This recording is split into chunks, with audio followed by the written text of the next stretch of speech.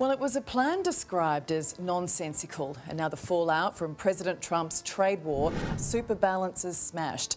We're in uncharted waters and no one's really sure what's going to happen next. It's being called an annihilation. 160 billion wiped off our stock market in 10 minutes. Trump's face turned whiter than his golf pants when he saw the stock market numbers this morning. The man who once bragged about how the economy would crash if he wasn't president is now watching it nosedive while he's president. And folks, it's not just any tumble. We're talking about the kind of drop that makes roller coasters look boring. The White House had to call an emergency briefing because apparently when rich people lose money, it's a national crisis. When regular folks can't afford rent, that's just Tuesday in America. Guess who's having a worse day than your 401k? The guy who spent 4 years taking credit for every stock market high is now hiding from every market low. That's right, our old friend Donald. I alone can fix it. Trump is melting down faster than an ice cream cone in July because his favorite economic bragging point is suddenly working against him. You've got the big banks coming out today saying that we have uncertainty, and you heard that word over and over. We were saying this with Major Garrett in the 5 o'clock hour earlier today. The market really entered oversold territory. You know what they say about people who live in glass penthouses? They shouldn't throw economic promises. For years, Trump strutted around like a peacock with a comb-over, claiming personal responsibility for every market uptick. The stock market's up? That was me. Your retirement account grew?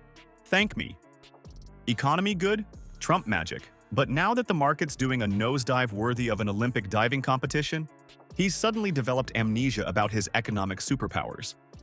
The Dow just dropped more than 1,000 points in a single day. That's not just a bad hair day.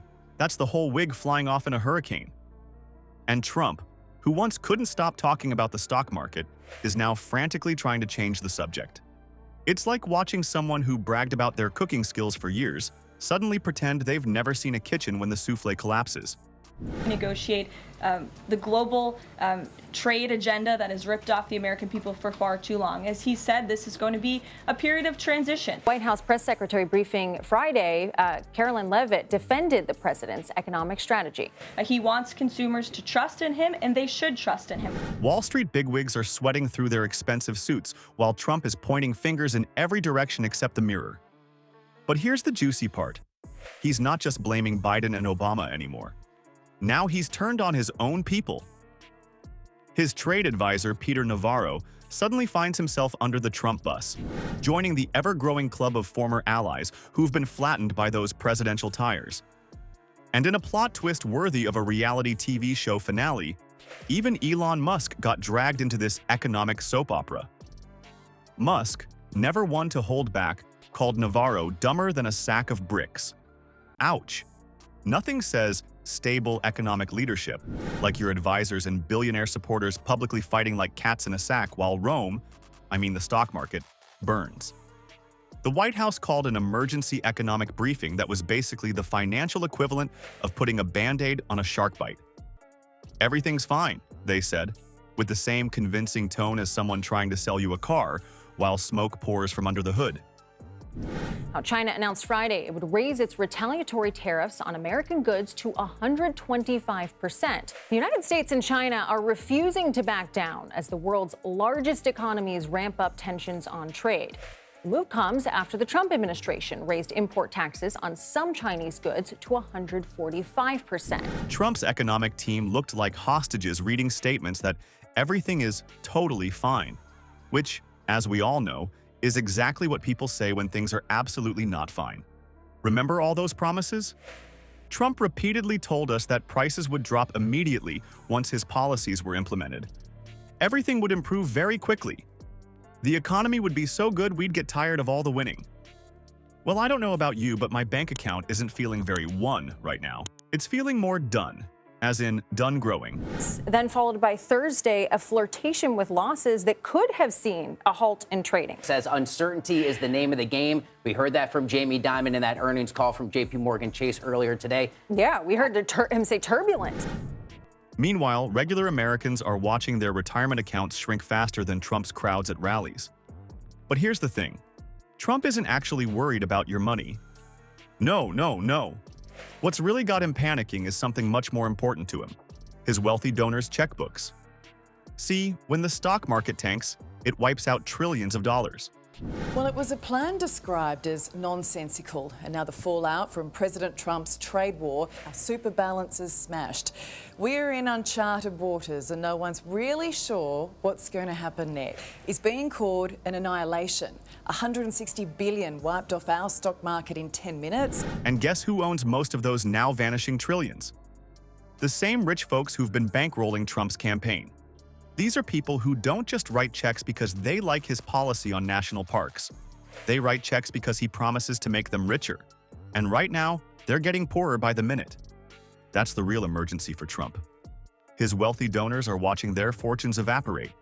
Well, first of all, the stock market clearly needs a therapist to deal with all the wild mood swings that we've seen across Wall Street the last week and a half. Biggest one-day fall since early in the pandemic in May 2020. And nearly 110 billion of value was wiped off Australian shares today. Now, on that term, I think, throughout all of earnings season, because it is so difficult to project what the next step is going to be in tariffs. And they're starting to wonder if their investment in Trump is paying off. Nothing terrifies a politician more than the sound of checkbooks snapping shut, especially right before an election when TV ads need to be bought and campaign rallies need to be funded.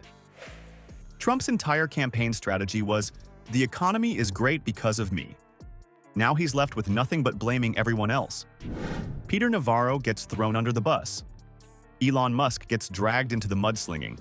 Anyone but Trump must be responsible for this economic roller coaster.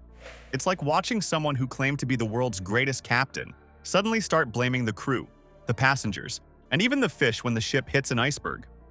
The problem for Trump is that he painted himself into a corner with his own bragging. When you spend years telling everyone you're single-handedly responsible for economic success, it's pretty hard to convince them you have nothing to do with economic failure. It's the political equivalent of wanting to eat your cake and have it too.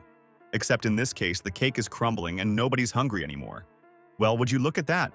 The guy who kept saying, "The economy will crash if I'm not president," was actually on the money, just not how he expected.